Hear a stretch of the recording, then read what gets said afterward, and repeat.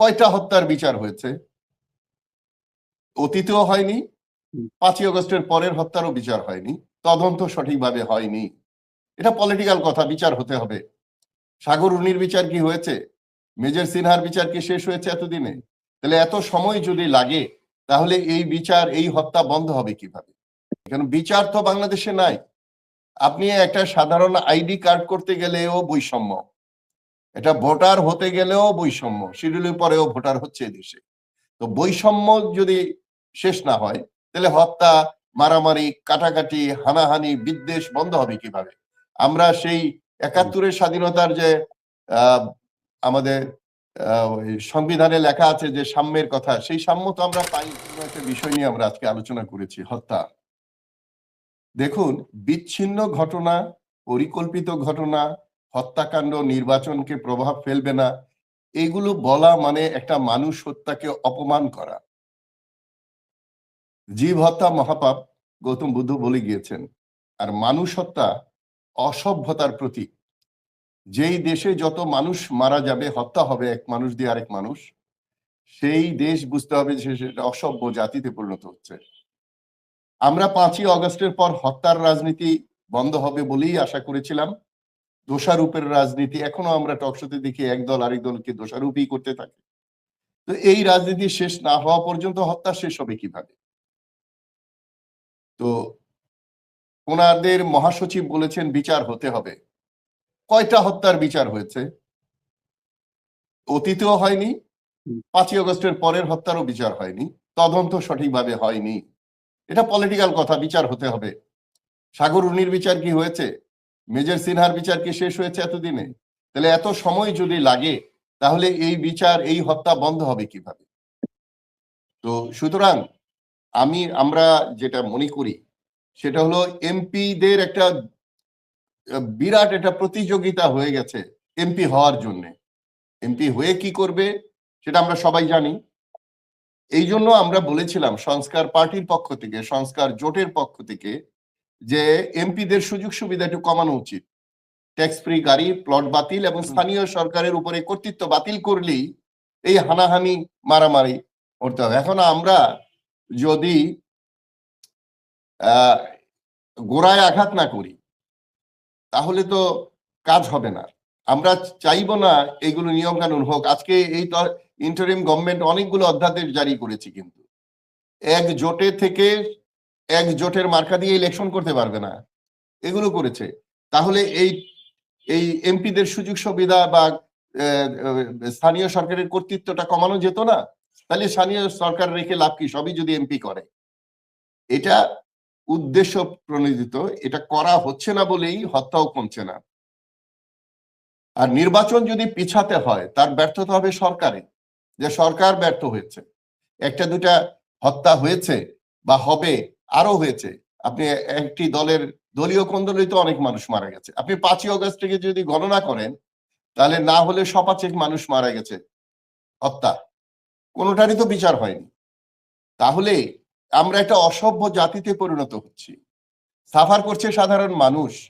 আপনি দেখেন, যারা মৃত্যুবরণ করছে তারা কোনো না কোনো দলের, এবং বিশেষ করে বেশিরভাগ হত্যা হয়েছে কিন্তু বিএনপির দলের, দলীয় কোন দলেই বেশি মারা গেছে। অন্য দল এসে মারা গেছে এর প্রমাণ খুব একটা পাওয়া যায়নি। তো একটি দল হত্যায় জড়িত, চাঁদাবাজে জড়িত, বিভিন্ন ঘাট দখল, এই দখল, সেগুলোতে জড়িত। আরেকটি দল সেটা করছে না, কিন্তু তাদের 71-এর কারণে তাদের কালিমা আছে, কিন্তু 71-এর প্রজন্ম এখন বেঁচে নেই। এখন অনেক বীর মুক্তিযোদ্ধারা ওনাদের সাথে জয়েন করছে। সকল কিছুর মানে নির্ধারণ করার ক্ষমতা হলো ভোটারদের। যদি আল্লাহর রহমতে এই ভোটটা হয়, আমরা জানতাম, বাংলাদেশ সংস্কার পার্টি এবং জাতীয় সংস্কার জোট জানতো যে এরকম একটা ঘটনা হবে, এরকম মানুষ মারা হবে, সবাই জানতো। কিন্তু কেউ, এই যে ইসি এবং আমাদের সিইসি যেসব কথাবার্তা বলেন, উনি তো ওনার যোগ্যতা, ওনার বিশ্বাসযোগ্যতা হারিয়েছেন। উনি এগুলো বলে লাভ নেই, কারণ বিচার তো বাংলাদেশে নাই। আপনি একটা সাধারণ আইডি কার্ড করতে গেলেও বৈষম্য, এটা ভোটার হতে গেলেও বৈষম্য, শিডিউলের পরেও ভোটার হচ্ছে দেশে। তো বৈষম্য যদি শেষ না হয়, তাহলে হত্যা, মারামারি, কাটাকাটি, হানাহানি, বিদ্বেষ বন্ধ হবে কিভাবে? আমরা সেই ৭১-এর স্বাধীনতার যে আমাদের ওই সংবিধানে লেখা আছে যে সাম্যের কথা, সেই সাম্য তো আমরা পাইনি, আমরা পেয়েছি শুধু বৈষম্য। এবং এই অন্তর্বর্তীকালীন সরকারের সময় কি বৈষম্যটা কমেছিল? তারা নিজেরা বৈষম্য তৈরি করেছে। তারা অনেককে কাছে টেনেছিল, তাদেরকে এখন আবার ছুঁড়ে ফেলে দিচ্ছে, নাকি অভিনয় কে জানে। তো আমি মনে করি নির্বাচন হতেই হবে। আমরা জয়েন করলাম কি না করলাম এটা তো গুরুত্বপূর্ণ না, নির্বাচন হতে হবে। এবং নির্বাচন যদি সঠিকভাবে না হয় তাহলে এর দায় দায়িত্ব সরকারকে নিতে হবে, এটা অন্য কাউকে দায় দিয়ে লাভ নাই। নিরাপত্তার ক্ষেত্রে বলবো, নিরাপত্তার যে প্রস্তুতি সেটা সরকার একেবারেই নিতে ব্যর্থ হয়েছে। এবং আমরা বারবার বলেছি যে এখনো পুলিশ কনফিউজ, এবং বিশেষ করে আমার কথায় অনেকে নারাজ হতে পারেন, যতটুকু পরিবেশ তৈরি হয়েছিল নির্বাচনের জন্য, তারেক জিয়া আসার পর সেই বৈষম্য খুব প্রখর ভাবে দেখা দিচ্ছে। তারেক জিয়াকে যেভাবে প্রোটোকল দেওয়া হচ্ছে, অনেকে যেভাবে পায়ে ধরে গিয়ে সালাম করার চেষ্টা করছে, যদিও উনি এগুলো পছন্দ করেন না, তৈল দেওয়ার চেষ্টা করা হচ্ছে, এবং ওনার প্রোগ্রামে ওনার জায়গায় যে সরকার সহযোগিতা করছে অন্য দলের নেতাদের তা করছে না, এগুলো জনগণ দেখছে। এগুলো নির্বাচনের ক্ষেত্রে খুব ভালো ফল বয়ে আনে বলে আমি মনে করি না। একটু পরে যখন আপনি উন্মুক্ত করে দিবেন জনগণকে প্রশ্ন করার জন্য, তখন দেখবেন যে তারা সবকিছু বোঝে। কেন আজকে ব্যবসায়ীরা, সাংবাদিকরা গিয়ে তারেক জিয়া, এমনকি অবসরপ্রাপ্ত সামরিক অফিসার বা সদস্যরাও এইখানে ঘেঁষার ওই অফিসে, আমি যতদূর জানি আমাদের যে অফিসার ছাড়া যে অন্যান্য পদবীর সৈনিকের যে 12টা প্রতিষ্ঠান আছে, তারাও গিয়েছে তারেক জিয়ার ওখানে, দেখা পায়নি, হয়তো দেখা করেছে সালাম সাহেবের সাথে।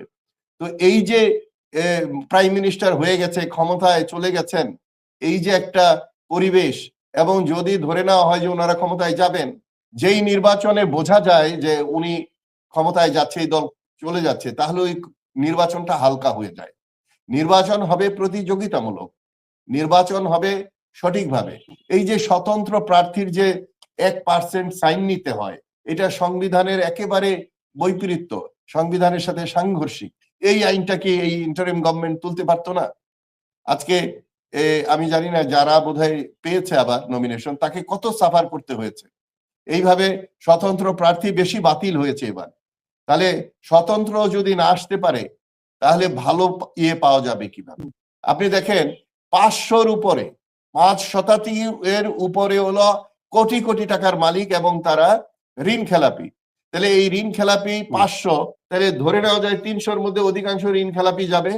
তাহলে জনগণ, ভোটাররা কি বুঝবে না? আমি ভোটারদের দৃষ্টি আকর্ষণ করছি, যারা ঋণ খেলাপি, যাদের প্রচুর টাকা আছে, আরো টাকা চায়, তাদেরকে ভোট দেওয়ার কোনো অর্থ নাই।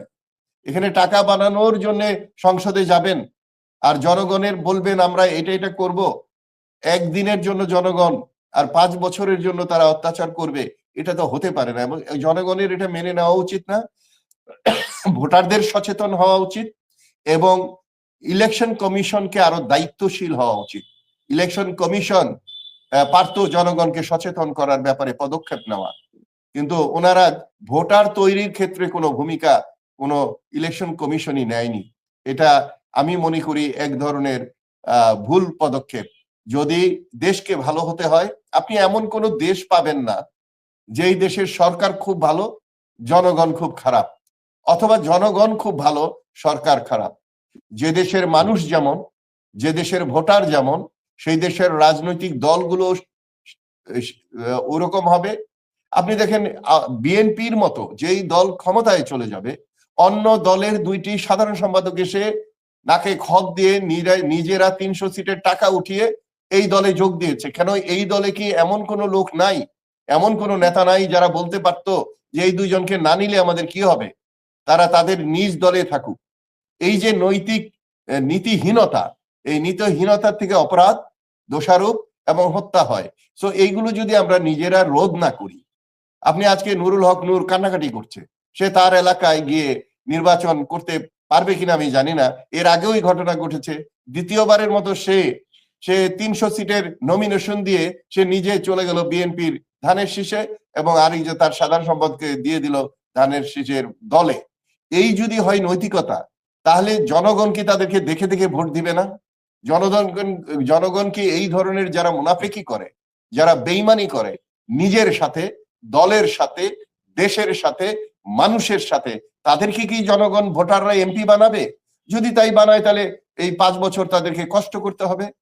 আমরা তো মনে করি 5ই আগস্টের যে রক্ত বন্যা বয়ে গেছে, 5ই আগস্টের যে ত্যাগ, এখানে আমরা যারা 4 জন, আমরা সবাই 5ই আগস্টের আগে এই বিপ্লবে অংশগ্রহণ করেছি।